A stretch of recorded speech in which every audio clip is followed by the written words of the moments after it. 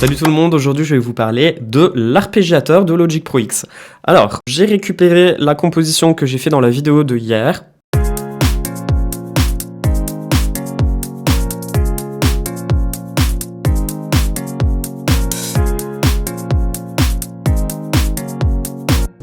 Donc on va ouvrir l'arpégiateur sur le piano. Ce que j'ai fait, c'est que j'ai gardé les premières notes, donc les premières notes d'accords, et je les ai étirées pour qu'on puisse vraiment bien comprendre l'arpégiateur de Logic Pro X. On va ouvrir ici un petit effet MIDI et on va ouvrir l'arpégiateur. L'arpégiateur de Logic, il est super cool. Au tout début, eh bien, vous allez avoir le premier bouton, le bouton lecture.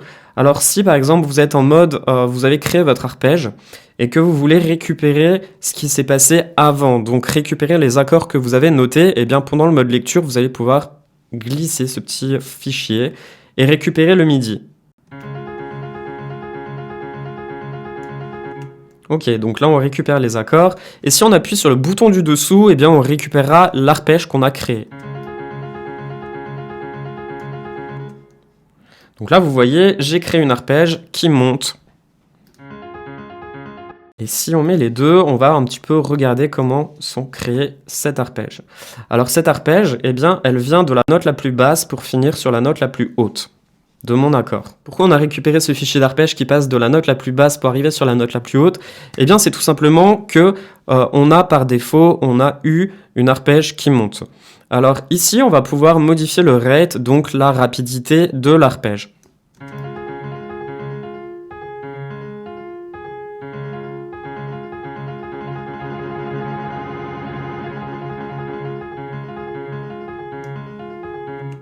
Là, on va pouvoir la faire descendre à la place de la faire monter.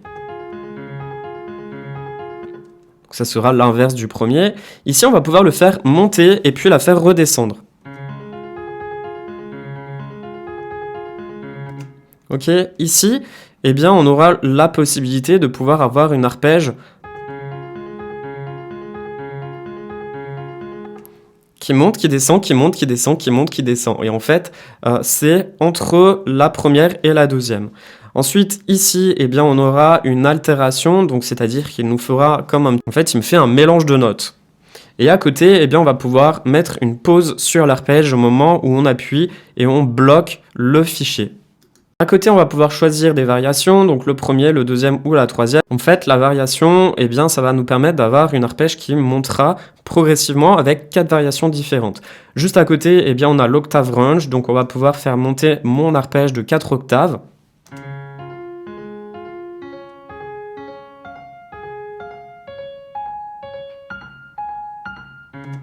Ok, et on peut choisir également une inversion.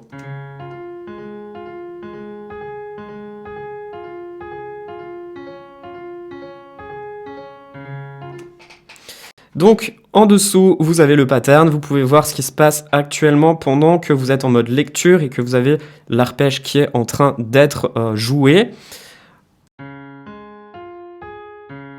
Puisque on est en mode live. Si on appuie sur le mode gris, eh bien, on aura une grille qui va nous permettre de visionner l'arpège. Par exemple, si on choisit un factory, donc un preset, je vais choisir ce preset-là.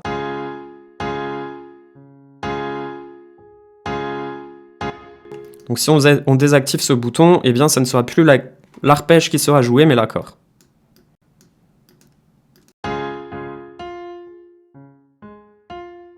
On va pouvoir donc jouer sur la longueur, mais on pourrait également jouer sur la vélocité, donc le niveau du volume de l'arpège.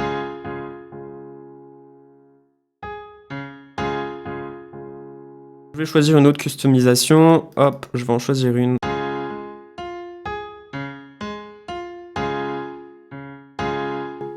Allez, on va dire que je veux prendre celle-ci. Donc si on appuie maintenant sur Options, eh ben, on va pouvoir choisir la longueur des notes.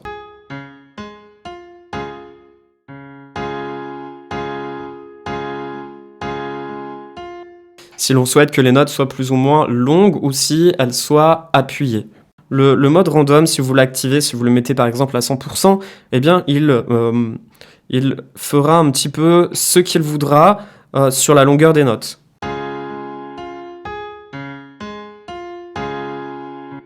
On peut également choisir la vélocité.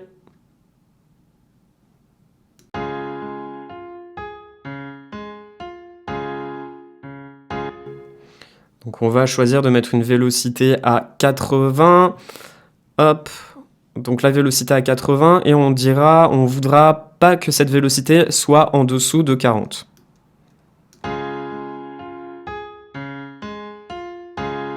Ok, et on va pouvoir également choisir de le faire en mode complètement aléatoire en bougeant ce petit bouton de rang.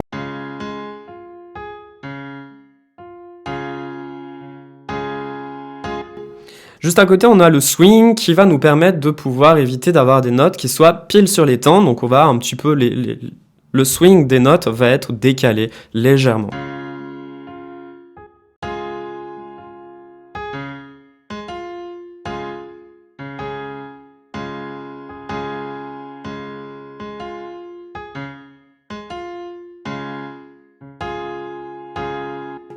Et si on l'importe pour regarder ce qui s'est passé, eh bien vous voyez, hop, je vais fermer cette fenêtre, eh bien vous voyez la vélocité des notes est différente sur chacune des notes. Et puis on aura un swing qui sera appliqué, donc par exemple ici, cette note-là ne tombe plus sur le temps, mais elle est un petit peu et légèrement décalée. Juste à côté, on a le keyboard. Et bien, le keyboard, ça va nous permettre de, par exemple, bloquer notre arpège sur une certaine tonalité. Donc, moi, j'ai fait des accords en D bémol majeur. Donc, je le mets en C dièse majeur. Si je clique sur None, bien sûr, il me créera des arpèges, mais selon les accords qui ont été créés. Et si je clique sur Link to Rate, eh bien, les arpèges seront créés directement dans la tonalité de mes accords.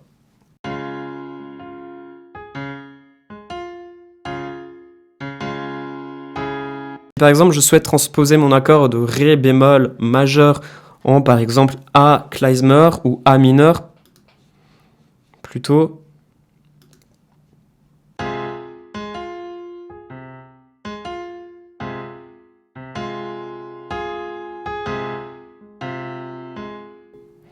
Voilà, en fait, mon accord sera automatiquement transposé ainsi que mon arpège. À côté, on a le contrôleur, donc le MIDI contrôleur avec le sustain, le portamento. Vraiment, c'est tout ce que l'on retrouve dans la modulation. Un petit peu plus compliqué. Si ça peut vous intéresser, on peut rentrer un petit peu plus dans les détails du MIDI contrôleur, mais généralement, c'est lorsque vous utilisez un instrument externe, plutôt un instrument MIDI, que vous allez l'utiliser. Maintenant, eh bien, je l'ai importé. Ce que je vais faire, c'est que je vais dupliquer ma piste. Hop. Et je vais la faire jouer. Hop. Et je vais la faire jouer pendant ma composition.